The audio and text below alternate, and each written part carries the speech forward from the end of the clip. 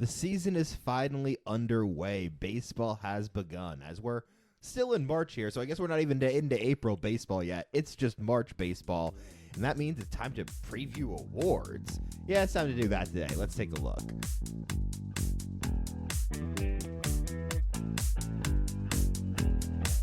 Hi, welcome to Almost Cooperstown. I'm Mark, and this is Gordon, and we love talking about baseball.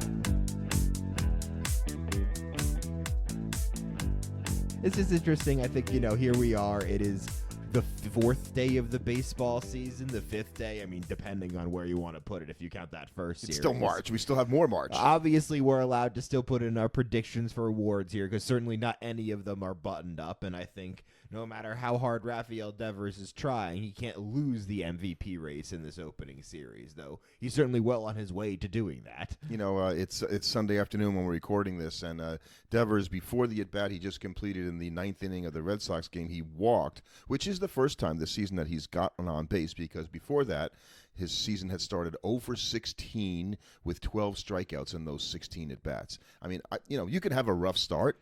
That is, and he's only DHing because somehow Alex Cora convinced him that he wasn't going to play third base after there was a whole big thing that Red was going to play second. Right. So now he's, he wants, because they want to win, and that's amazing that Alex Cora is able to do that, because the guy said, I absolutely don't want to do that. And then you go out and you go 0 for 16 as the DH. Like, okay, maybe you should be playing third base and you'll hit more. Maybe we should make him. Maybe we should make him happy. But the early season this week in baseball is not even a full week, like you said. But it's starting earlier and early in March now. We're going to have 4 or 5 games for a couple teams in March, or at least 4. You can't lose a division in March, but to even think about who had the best March record ever, I hope we never get to that. Right. Especially as now we're having more. It's like not just a game; it's full series being played now. Right. And what I noticed is the Yankees, for instance, started an interleague series with Milwaukee, and then they're going to play the Diamondbacks, and then they have another interleague. Like, why are we starting the season with all these interleague series? And I realized when I thought about that it's because they're not important. Right. You get them out of the way for the teams. You get travel out of the way early on. Like, if you're the Yankees, you're probably like, you know what? If we have to go to Arizona, let's do it the first week of the season and just get it done with. And you play all the teams. So, the new schedule that came about, I think, last year, where you play, or 2 years ago, you play every single team, so that you got to play them sometime. So why not in the first series? Like you're going to go, you have to go everywhere at some point. So there's not a perfect time to go everywhere. And I guess the Yankees will go to Milwaukee at some point, so why not get one of the Milwaukee series out of the way? But it's just weird to me when you start a season, and I guess that's just my sort of traditional ways, that the interleague series shouldn't be the first season. Well, that's stupid, and obviously it doesn't matter. like because it's just like, oh wait, we're putting more importance on this first series of the season. We need a divisional rivalry game, and it's like, but then you would, because that's the kind of thing that at the same time we would then be sitting there going, man, it's just really unfortunate that the Mets are potentially going to have their division fate determined by the first series of the year.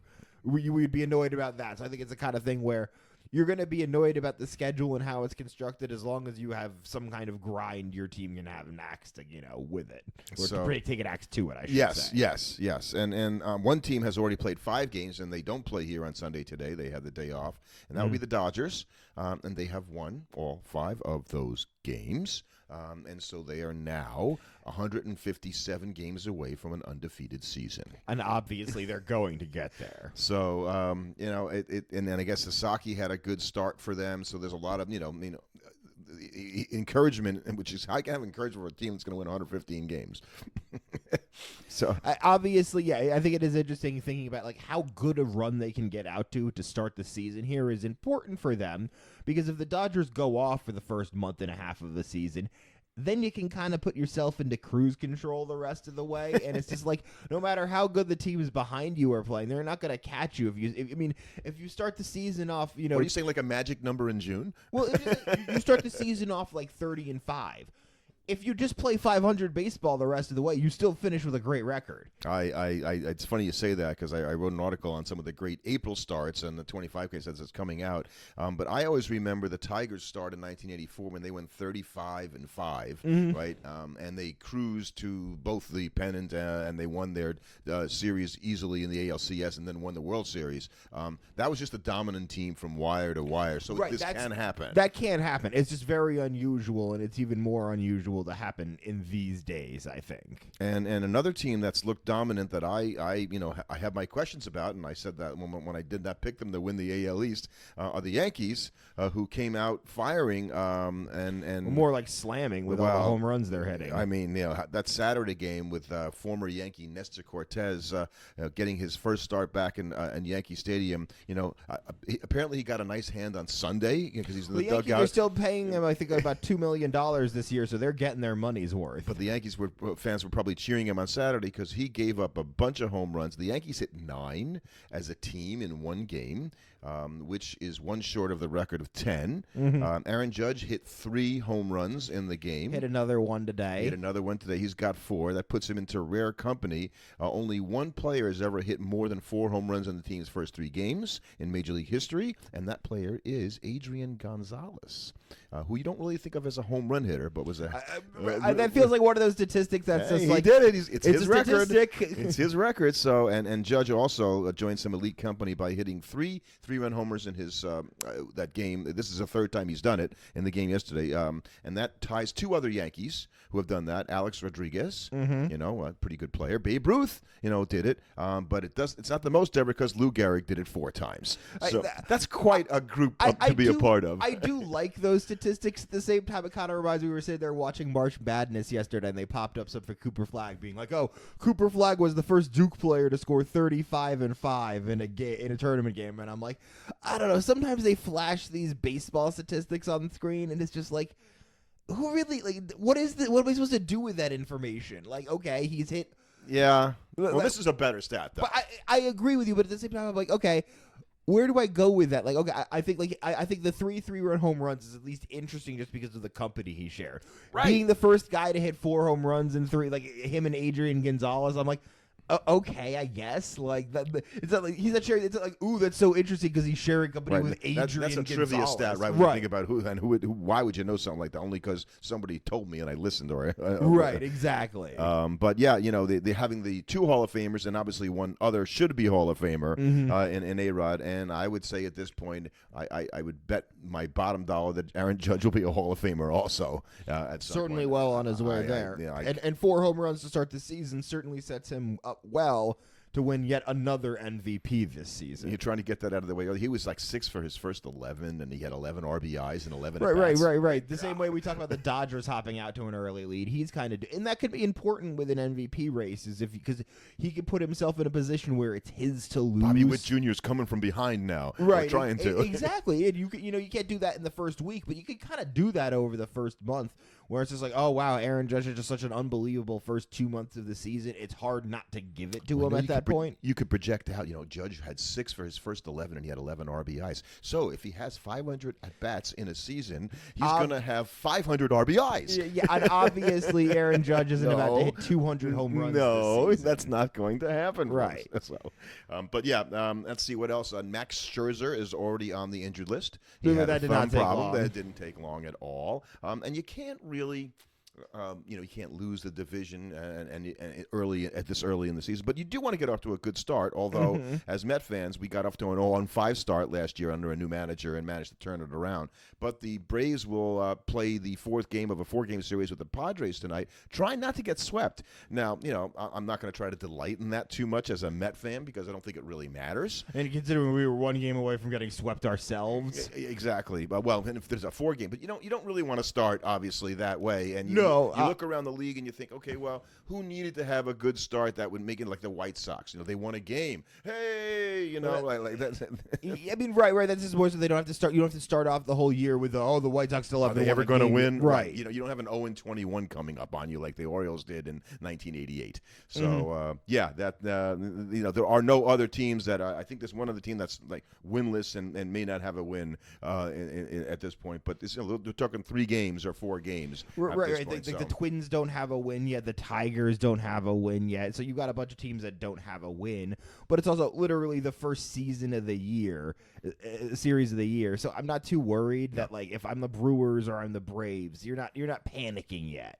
No, but I will say when watching the Brewers play this weekend, that's a team that had been built on pitching, for so long, and I think we both questioned their pitching this year. And Aaron Savali got rocked today. Cortes got rocked yesterday, and I guess Freddie Peralta was okay on opening day. But without that pitching, they're hitting okay. But man, that is not good when your two of your three starters get absolutely rocked. You have to be worried, obviously, but at the same time, the Cardinals are off to a good start to start the year, and I don't think Mojo there, right? Right, I don't think anybody's looking at that going, "Oh, that's a big portent for the future." I am happy that Arenado is. Or the Marlins are 3-1 to start the season. Yes. I don't think we're all about going, "Oh yeah, it's Marlin time now, baby." Well, that's where the Mets are headed actually for a 3-game set starting on Monday. So that's been a ballpark the Mets have actually played pretty well in for the most part.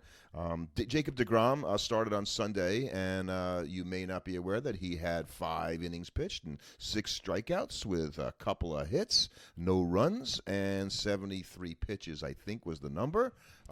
Contact me when he's pitching in June. Hey, he got through the first game without getting right, injured. But that's my problem with DeGrom is that like anybody going, "Oh, he looked pretty good in this start." It's like, yeah, well, I know Jacob deGrom can look good in any one start. The problem, he has one of those every 5 years at this point. So I'm excited, but I got to see the guy pitching in the summer. But I think if you're a Ranger fan or you're Chris Young, you're relieved. You're really he's pitching. No, here's the problem. I think here's the problem with DeGrom. You're not relieved because it's going to be like this the entire year. You're going to feel like he's wrapped in bubble wrap until you get to the playoffs, and even then, every single time Jacob deGrom grimaces, walks off a little funny, it's just going to be a nightmare. 25 starts would be, I think, golden for Texas and Jacob deGrom, and they probably will come with some breaks in there where he might not pitch for a couple of weeks or something like that, just to sort of stretch him out, because you want a pitcher like that to be ready for what you hope is going to be a playoff run, and you don't want to shoot it out there and have him pitch too much before the end of the season. I wanted to mention one thing. Did you read about the Yankees torpedo bats?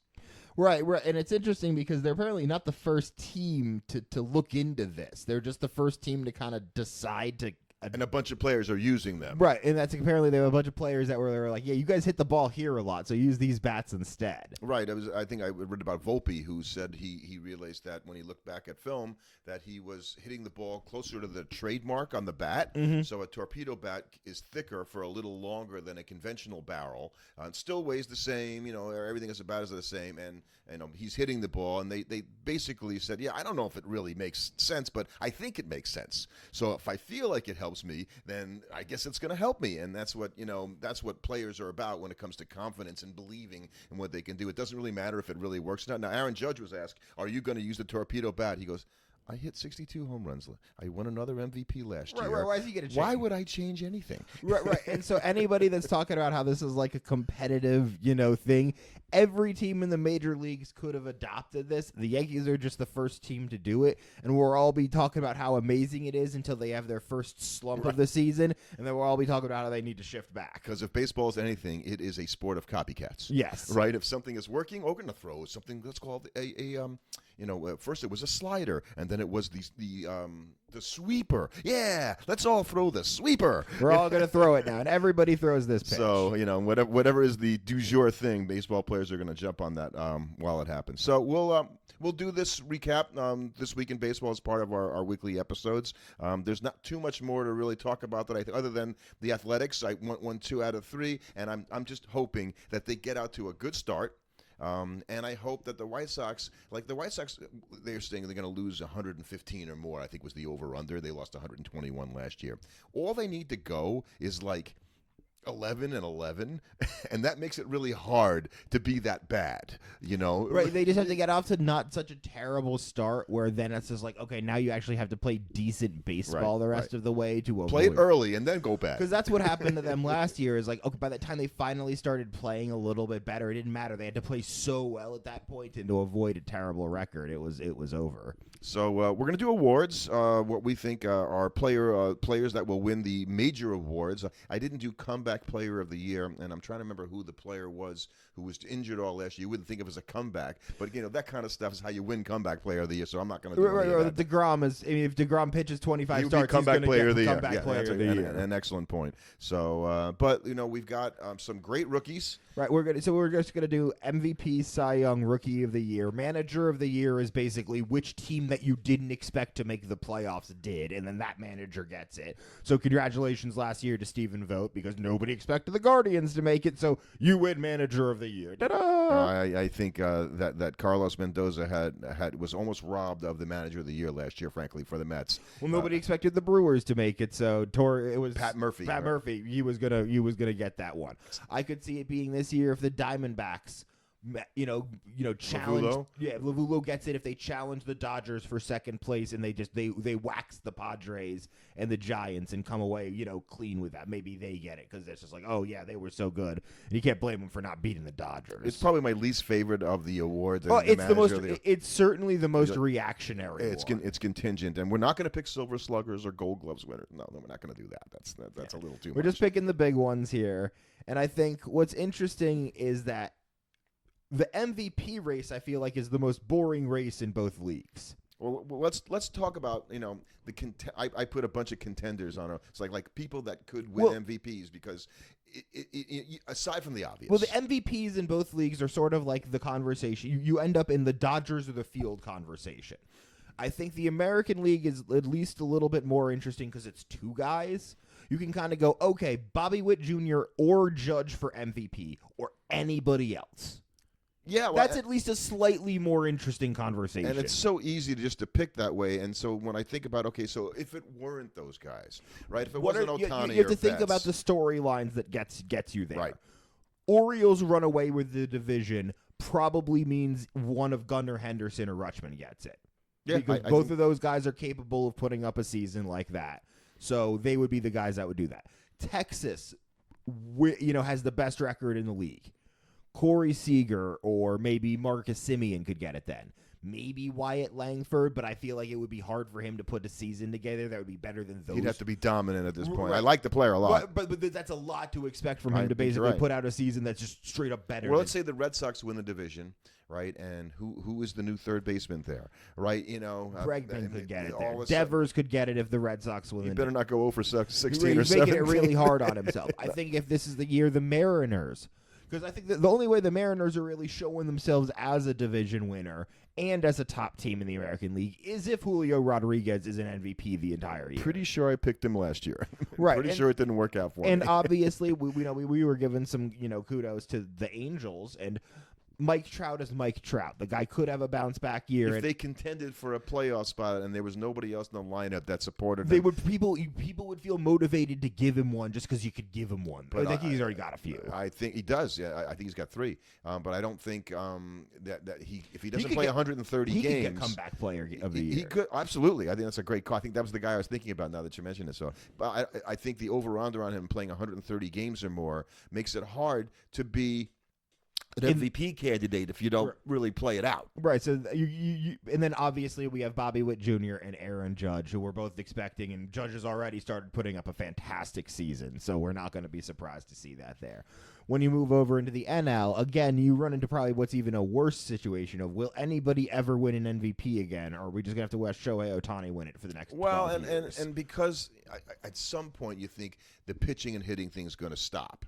He's not going to do it for his entire career. Right, and that will obviously hurt his ability to win MVPs. But it's not this year, apparently. Right, and as long as he's doing that, it's really... It is hard. It's hard not to vote for him because literally no other player provides that value where he is pitching and hitting at an elite level on both ends. It's so off the charts. I'm reading a book that we're going to maybe talk to the author about the great two-way players, and I'm reading from the 19th century great two-way players and all that kind of stuff. And the thing about so far the book that I find is like just being a two-way player, makes you unusual. Was interesting. The guys weren't necessarily great at both things. He might have been But a just great the fact pitcher. that he could hit a little, or vice versa. So this is ridiculous. A guy who pitches at an extraordinary level and hits like Ohtani does, extraordinary level. Right. And then obviously, you've got Ohtani.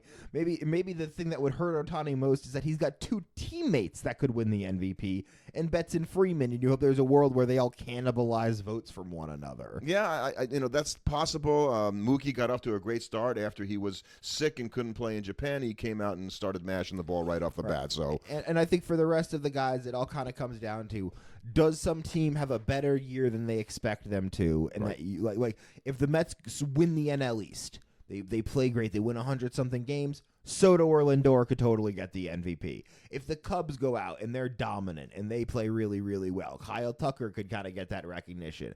The Phillies, I think it's going to be really hard for them. People expect them to be good. So I think Harper has to be so relatively better to what some of these other people have to like Harper could put up the same season as Soto but not win the MVP.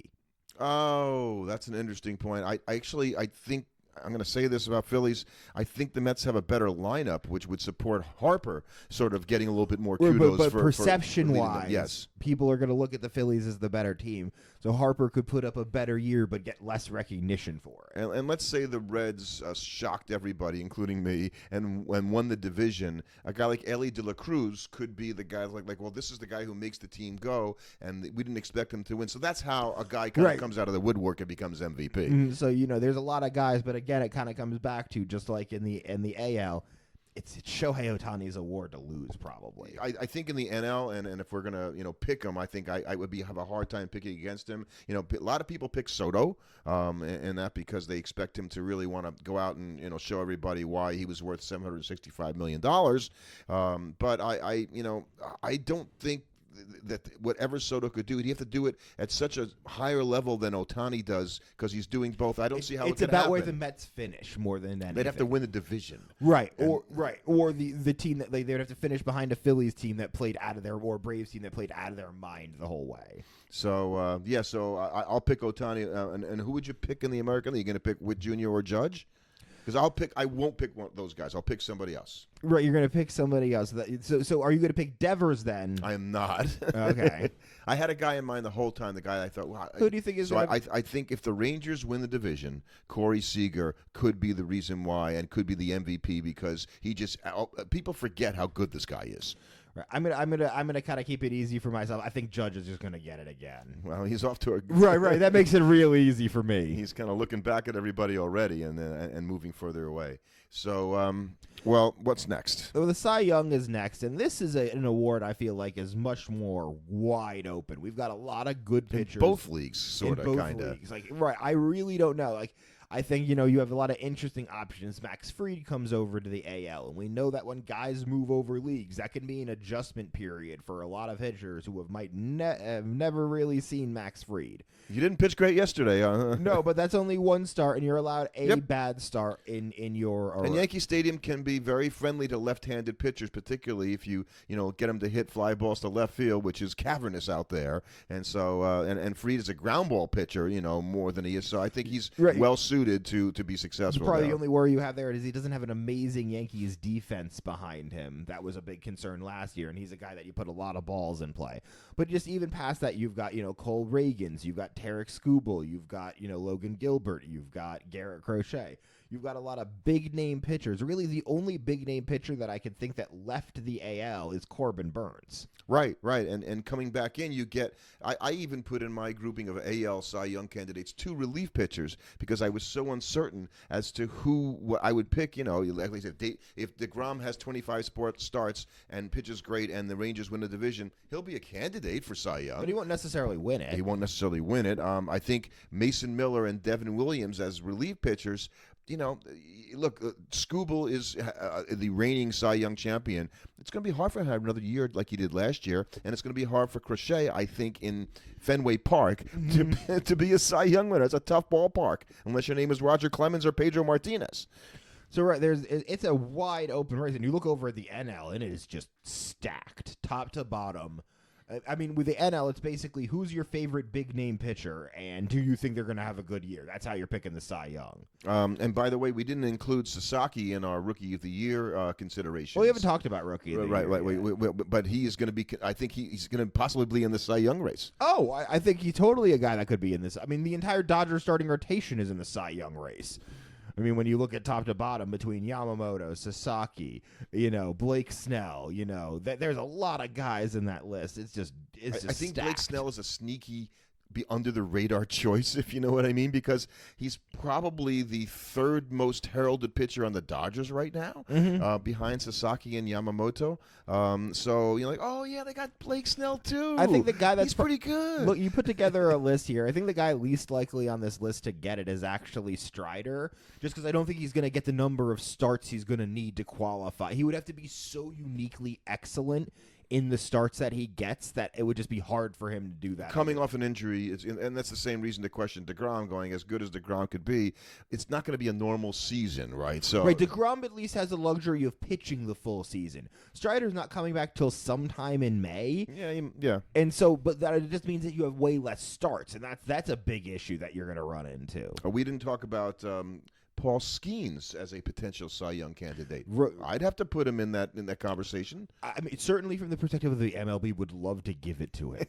Already. Yeah, they would love to give the Cy Young to Paul Skeens because they would just love to have that to talk about, to have this big-name new pitcher in a market that's floundering. Okay, that's great for them. They love every aspect of that. And a guy who I like as a pitcher who's just never been able to put it together for a whole season.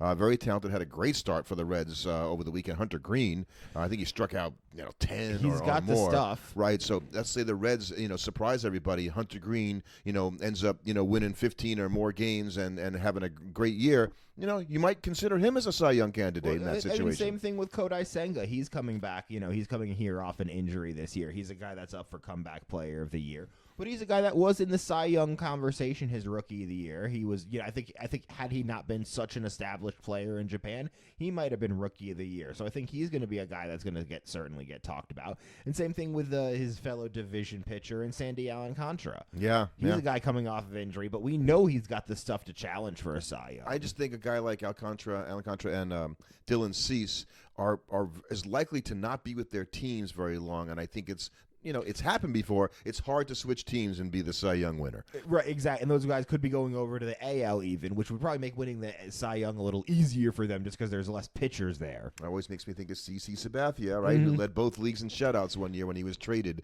The only guy ever to do that. And we didn't even mention the Cubs pitchers because both Justin Steele and Shoto Imanaga are very good pitchers, and they could both win a Cy Young. I think that's one of the reasons why I was so bullish on the Cubs going, man, those two guys at the top of your rotation. You got two top-of-the-line starters. That's a big push you're going to have that's going to make you better a lot of the time. And will Corbin Burns in Arizona, and I guess the ballpark there is a large. Neutral park. The ball flies out of there, but it's a huge. It's a neutral park, right? So there's hitting and then so he could come over there and do a great job and particularly for a team that has tough a chance, division though. Yeah, but that has a chance to challenge at least for the division title. And if he excels, you'll be paying more attention to that to have them be kept in the race. I threw Verlander in there. I don't think there's any way Verlander competes for the Cy Young this year. That's on name basis alone. Yes, exactly. And I didn't put Scherzer in the American League either. So who do you got then? I don't have I don't think we picked an American League Cy Young winner. So who are your choices? You know what? I think this year it goes to a guy we haven't talked about yet, who hasn't gotten his one yet, and I think is kind of due for one. Everybody's saying this. I knew you. We haven't talked about this. Yeah. And I think Wheeler finally gets his Cy Young this year. And I hope it because and this is something we were talking about is he hasn't gotten hurt yet. And that's been the big fear is that there's going to be some year where he's going to get hurt.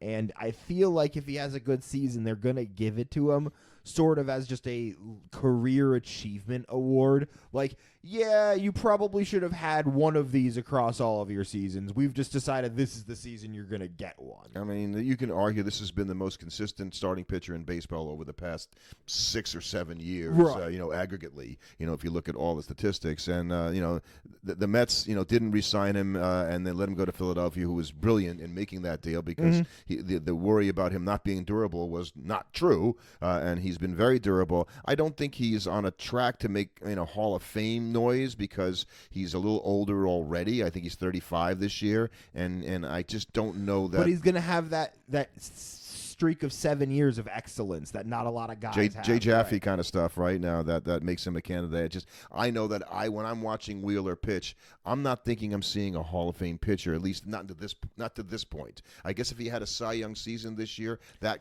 could change my mind. That could start to change your mind, right? And who do you got over in the AL? So, no, I haven't picked I think in the National League, I haven't picked anybody. I'm going to probably not pick Wheeler. No, I think I'm going to pick Skeens to win the I'm going to pick him to win the Cy Young because I think he's that good.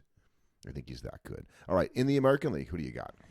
I think this is a much harder one to predict because it's really just like who do you think is going to end up having a good season, and I feel like I've got a lot of hope over what's going on over in Seattle. So I think it's going to be one of the Seattle guys. It might be Logan. You've been bullish on them. Right. I think Logan Gilbert might be the guy that has the year for them. And in order for them to be that it's going to take a guy having a year he's going to like have to do that, which is probably why I'm going to pick Crochet of the Red Sox because good team. They need him. He could be the front man in that rotation. I am a little concerned about his ability to go deep enough in games consistently for a whole season to win a Cy Young. But the dude can pitch. Right, and now you're going to see him his first full year after pitching a full season. Does that have any kind of knock-on effect on him? Because sometimes that can be a thing with pitchers. And the guys that threw lots of innings last year to sort of try to vie for the Cy Young, like Skubal, who won it, and what I worry about those guys in the second year after they've done all that because, can they hold up in this day of blowing your arm out, just as soon as you, pitch a couple of, long games. So, and I'm not picking Framber Valdez, but he did frustrate the Mets. He owns the Mets, by the way. I think I like the player because he beats us all the time. Then you watch the rest of his stuff going, yeah, he's really good, but not as good as he is when he pitches against the Mets. And because then you also conflate, you remember, like, good starts become great starts when it's with what you think of him as being good against your team. So all of his good starts now become a little bit better in your head when if it was another guy, you might have been like, yeah, he had a pretty good start against us. But, he always owns us. It was an amazing start. You just tend to, right, you remember this, like the Mets kind of handle Wheeler as well as any team does. They're good at it. It doesn't mean that they look forward to facing him, but they've done pretty well against him. Right, so you remember him as not being as good as he actually is. Let me tell you, don't want to face that guy. Right, exactly. He's good. Don't get that way. So you want to do... You want to do Manager of the Year? I think we can skip that one. You're pretty much picking who you think. Manager of the Year is who I hope will be Manager of the Year. I'm going to hope in the AL it's Mark Kotsay of the Athletics because I picked him to finish second. Right, I think that's a fun one to hope for is Mark Kotsay. And then in the National League, let's hope Carlos Mendoza. Because that means it's good for the Mets. And we hope the Mets win. So, right. Okay, we're done with that. Well, let's finish that. So we'll finish up with Rookie of the Year. And I think this is probably the hardest one to predict because there's a good chance the current Rookie of the Year in both leagues isn't even on a roster right now. Right. He could be coming up in the next couple weeks. As did Paul Skeens last year, who didn't pitch the beginning of the season and came back in and then obviously won the Rookie of the Year with relative ease in the National League. So we don't have any. Now, obviously, some guys are off to a good starts already. I think the big thing that you're going to run into problems for is that there are guys on big-name rosters that are predicted to have good. Your big-name guys on, like, big-name teams. Right, Jason Dominguez, Kristen Campbell, and Roman Anthony. Well, they'll have chances. Roki Sasaki. You've got guys that are on these really good teams that are going to be in the national spotlight all the time, so we're going to be hearing about them. I think that makes things really hard for guys like Jackson Jobe over in Detroit.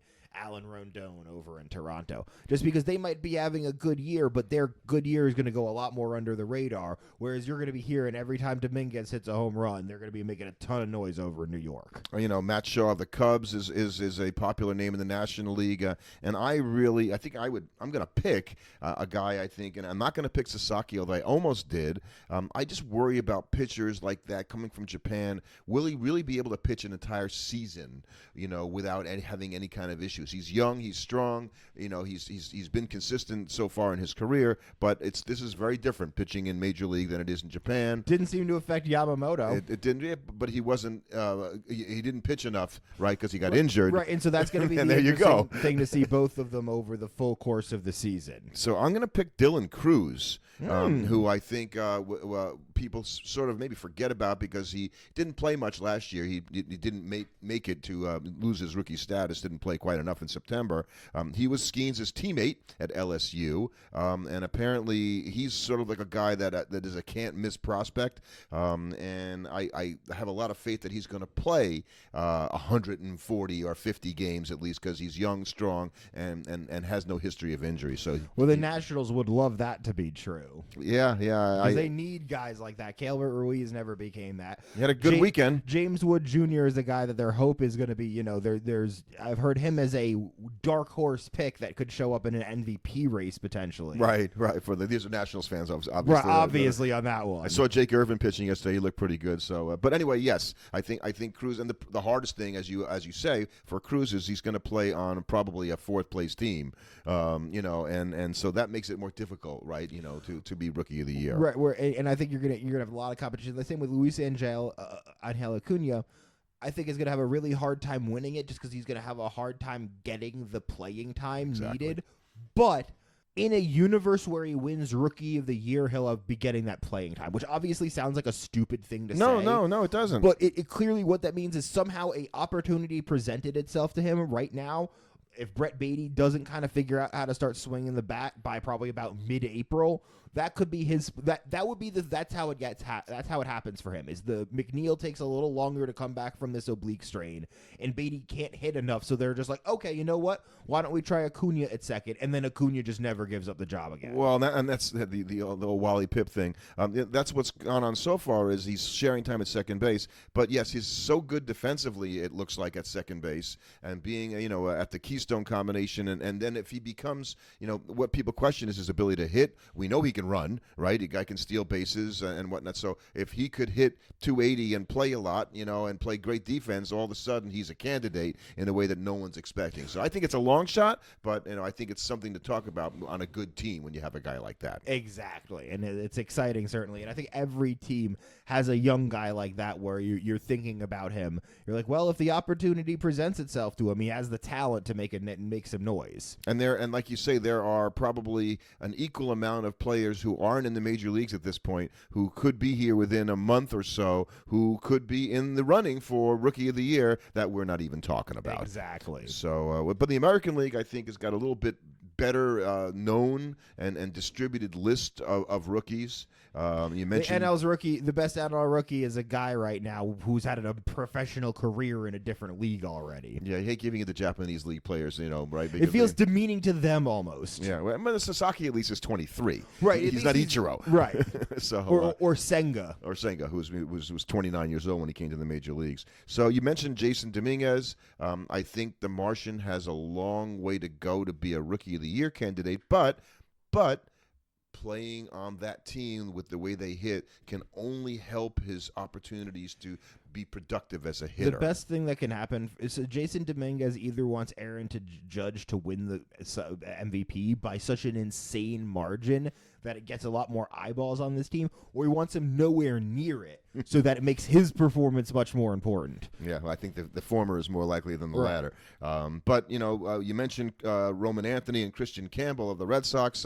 Campbell's in the major leagues. Roman Anthony is not. So he's got to be one of those guys to come up in May and all of a sudden find playing time on a team that's pretty good. May not happen. If the guys perform, you may not get your chance, although I know the Red Sox want him to be playing in the major leagues now if they could possibly find a way to get him in the lineup this year. Jack Leiter had a good start for the Rangers. How is he still? He's still a rookie status. How is he still a rookie status guy? I knew you were going to see that because he hasn't pitched enough to not be a rookie. Right. Okay. So at that point, it's hard for me to. But this is the year he's finally going to actually throw any number of obviously, innings. Yeah. I don't think you can't be a rookie for 7 years. Right. That's why I have a hard time giving it to him or Kumar Rocker because it feels like they throw 40 innings a year anyway. No, not in the major leagues is the problem, and they haven't done that. Cam Smith made his debut for the Astros, came out of Florida State. I think it's a long way to go to a guy who barely made the Astros to think that he's a Rookie of the Year candidate, but I threw his name in there because a lot of people are talking about him. that one feels like one of those is like, oh, people are talking about him, so let's talk about him kind of deals. Jacob Wilson is playing shortstop for the A's. You might remember his father was a solid major league shortstop for the Pirates. Jack for Wilson? Wilson. Zach Wilson for a number of years. So we're a very good player and had some good seasons. And then there's the guy that I'm going to pick. So I told you I picked Dylan Cruz. I don't think you gave me your pick in the National League. You can do that in a second. I'm going to pick Jackson Jobe. You're going to go with, okay, because I was going to go Dominguez. I think he's going to end up getting it because I think that Judge, even though I picked him to win the AL MVP, I think there's a universe in which he doesn't get it, and if he doesn't get it, then I think Dominguez is going to get the Rookie of the Year. So I'm sort of hedging my bets. I figure one of those two is going to happen for sure. And in the NL, I actually think it's going to be Sasaki. I think he's going to pitch. I think that of the guys that's come over recently, he's got the best natural stuff of all of them, and he's young, so I think you're less worried about him being adapted to a lesser workload. If anything, he's going to be the guy that you can ride more than some of these older guys.